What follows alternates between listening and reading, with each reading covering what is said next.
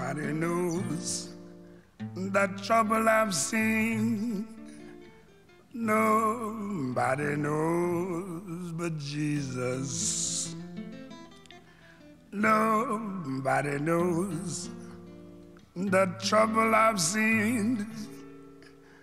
Glory, hallelujah. Several weeks before school started, Arkansas's governor ordered the state militia to block the 9 black students from entering the school. The U.S. president stepped in and sent the Army to escort them. Ernest Green had not expected such stiff resistance, especially since some school districts in Arkansas had already admitted blacks.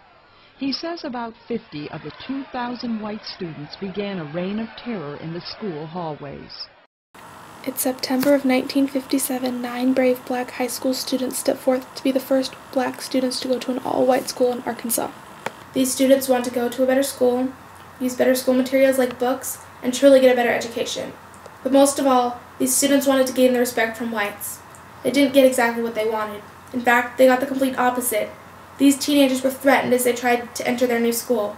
President Eisenhower sent the National Guard with the students to keep them safe from parents, other students, and teachers. Despite the whites' attempts, Ernest Green was the first black student to graduate from an all-white school in Arkansas. Even though the civil rights movement ended over 40 years ago, racism still exists today. Most high schoolers hear it on a daily basis, and some have experienced it firsthand. If you were to ask a parent if and why racism still exists, they would either say, it's tradition, and it's just what we know, or it doesn't exist anymore, and black and whites are equal, and things aren't segregated anymore.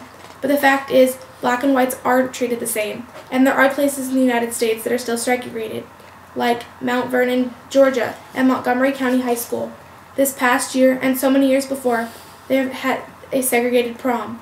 On the night of May 1st, 2010, a prom was held for white students. The following night, a prom was held for black students.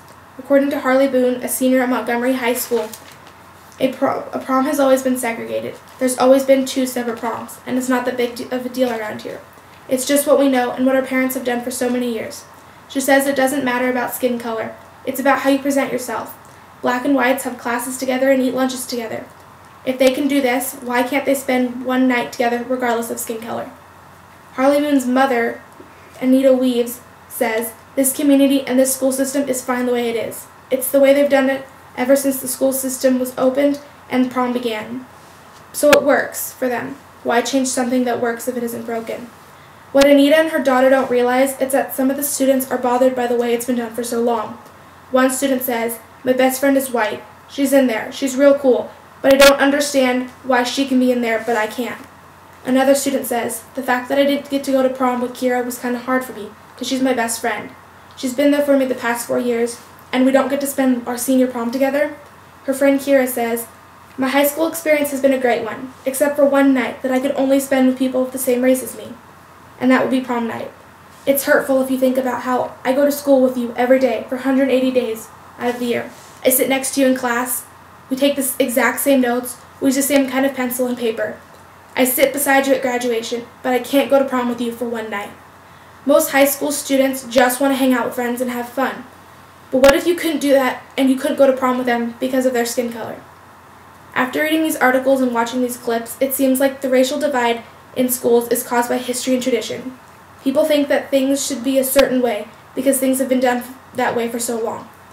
I found the fact that 1,100 soldiers were sent to Century High School to make sure the Little Rock Nine would defy odds and go to an all-white school was the most surprising part.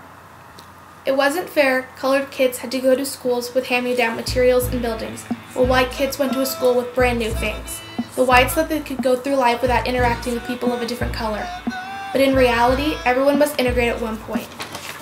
Just because something was done a certain way 40 or 50 years ago doesn't mean we should follow it. The fact is, we're all Americans and we should all be treated as equals.